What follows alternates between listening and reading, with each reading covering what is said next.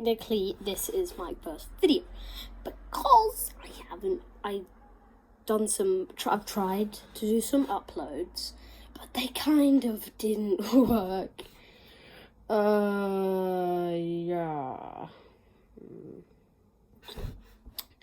So I'll be reading, I know how my username is Total Hero Gaming, but today I'll be reading one of my personal favourite books, The Trials of Apollo. It's by famous author Rick Riordan. You may have heard of him. He made the Percy Jackson books.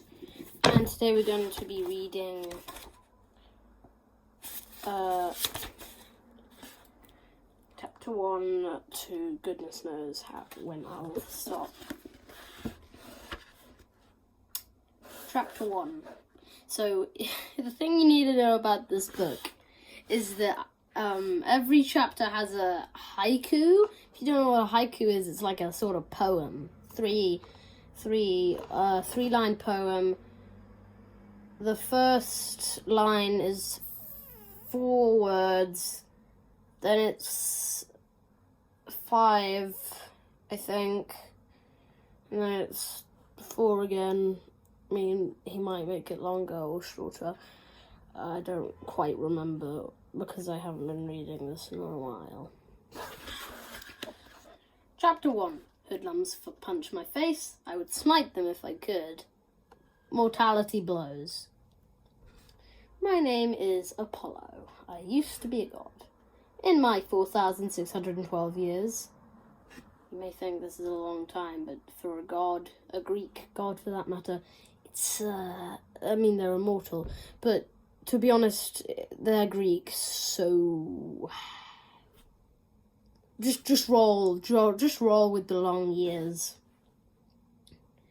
I have done many things. I inflicted a plague on the Greeks who besieged Troy. I blessed Babe Ruth with 3 home runs in Game 4 of 1926 World Series. And yes, this book contrasts with the real world. I visited my wrath upon Britney Spears at the 2007 MTV Video Music Awards. If you adults are there watching your kids watching this, you'll know who I'm talking about. But all my immortal life, I have never crash-landed in a dumpster. I'm not even sure how it happened. I simply woke up falling. Skyscrapers spiraled in and out of view. Flames streamed off my body. I tried to fly. I tried to change into a cloud or teleport across the world to do 100 other things that would have been easy for me, but I just kept falling.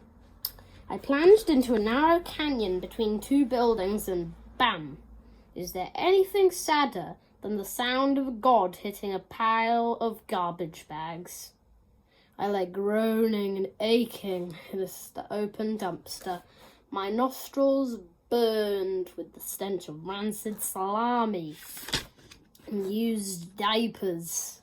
My rib felt broken, though that wouldn't have been possible. My mind stewed in confusion, but one memory floated to the surface. The voice of my father, Zeus. Your fault, your punishment. I realized what had happened to me, and I sobbed in despair. Even for a god of poetry such as myself, it is difficult to describe how I felt. How could you, a mere mortal, possibly understand? Imagine being stripped of your clothes and then blasted with a fire hose in front of a laughing crowd. Imagine the ice-cold water filling your mouth and lungs, the pressure bruising your skin and turning your joints to putty. Imagine feeling helpless, ashamed, and completely vulnerable. Publicly and brutally stripped of everything that makes you, you. My humiliation was worse than that. Your fault. Zeus's voice rang in my head. No, I cried miserably. It wasn't my fault. Please.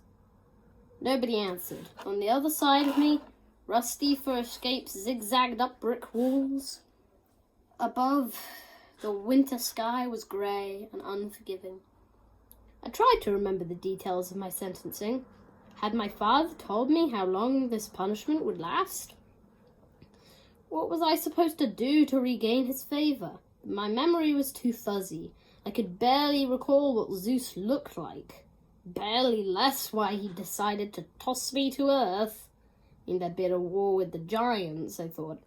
The gods had been caught off guard, embarrassed and defeated. Only thing I knew for certain, my punishment was unfair. Zeus needed someone to blame, so of course he picked the handsomest, most talented, most popular god in the pantheon, me. So another thing you need to know about Apollo, he's slightly arrogant. Yeah.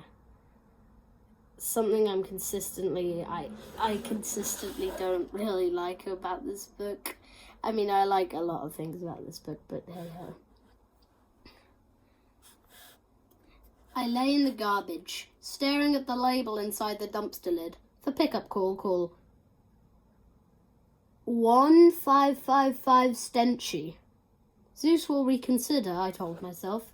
He's just trying to scare me. At any moment, he'll yank me back to Olympus and send me off without a warning. Yes, my voice sounded hollow and desperate. That's it. I tried to move. I wanted to be on my feet when Zeus came to apologize. My ribs throbbed. My stomach clenched. I clawed the rim of the dumpster and managed to drag myself over the side. I toppled out and landed on my shoulder, which made a cracking sound against the tarmac. I whimpered through the pain. Stand up. Getting to my feet was not so easy. My head spun. I almost passed out with the effort. I stood in a dead-end alley. About 50 feet away, the only exit opened into a street with grimy storefronts for a bail bondsman office and a pawn shop. Just somewhere on the west side of Manhattan, I guessed, or probably Crown Heights in Brooklyn. Zeus must have been really angry with me. I inspected my new body and appeared to be teenage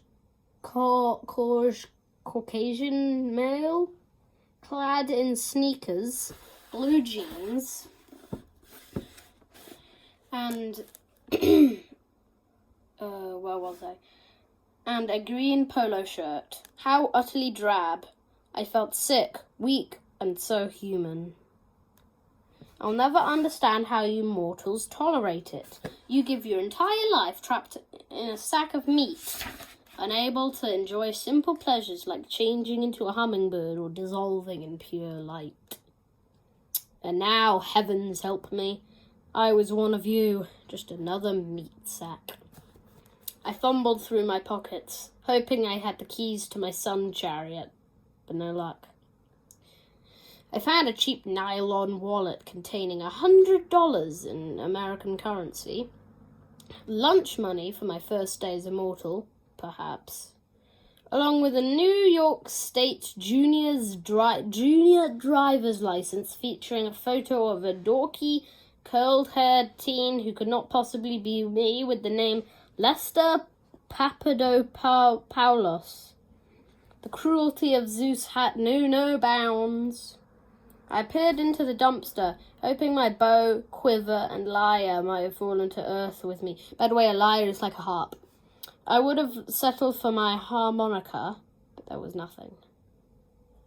I took a deep breath. Cheer up, I told myself. I must have retained some of my godly abilities.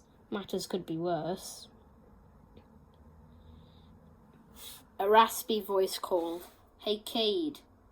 Is it Cade or... Yeah, it's Cade. Take a look at this loser. Blocking the alley's exit were two young men. One squat and platinum blonde. The other tall and red-headed. Both wore oversized hoodies and baggy jeans. Serpentine tattoo designs covered their necks. They were missing they were missing were the words "I'm a thug" printed in large letters across their foreheads. The redhead zeroed on the wallet in my hand. Now be nice, Mikey. This guy looks friendly enough. He grinned and pulled a hunting knife from his belt. In fact, I bet he wants to give us all this money. I blame my disorientation for what happened next. I knew my immortality had been stripped away, but I considered myself the mighty Apollo. One cannot change one's way of thinking as easily as one might. Say, turn into a snow leopard. Also, on previous occasions when Zeus had punished me by making me mortal, yes, it happened twice before, I had retained massive strength. And at least some of my godly powers. I assume the same would be true now. I am not going to allow two younger mortal ruffians to take Lester Papadopoulos' wallet. I stood up straight, hoping Cade and Mikey would be intimidated by my regal bearing and divine beauty. Surely those qualities could not be taken from me, no matter what my driver's license photo looked like. I ignored the warm dumpster juice trickling down my neck. I am Apollo, I announced. You mortals have 3 choices. Offer me a tribute, flee, or be destroyed. I wanted my words to echo through the alley, shake the towers of New York, and cause the skies to rain smoking ruin. None of that happened. On the word destroyed, my voice squeaked. The redhead Cade grinned even wider. I thought how amusing it would be if I could make the snake tattoos around his neck become alive and strangle him to death. What do you think, Mikey? Asked his friend. Should we give this guy tribute? Mikey scowled, with his bristly blonde hair, his cruel small eyes and thick frame.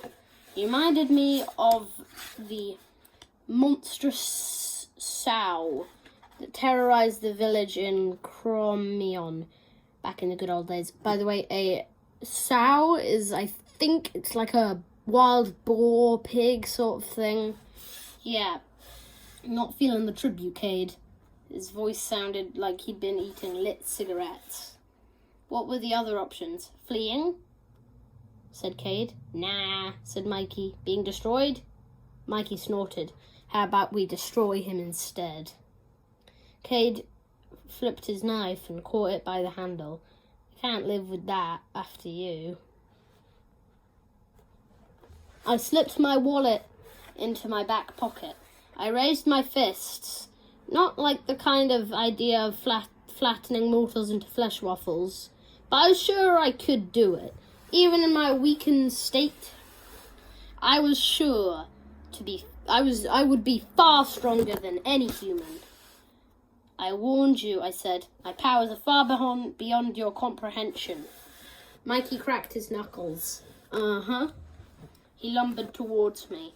As soon as he was in range, I struck.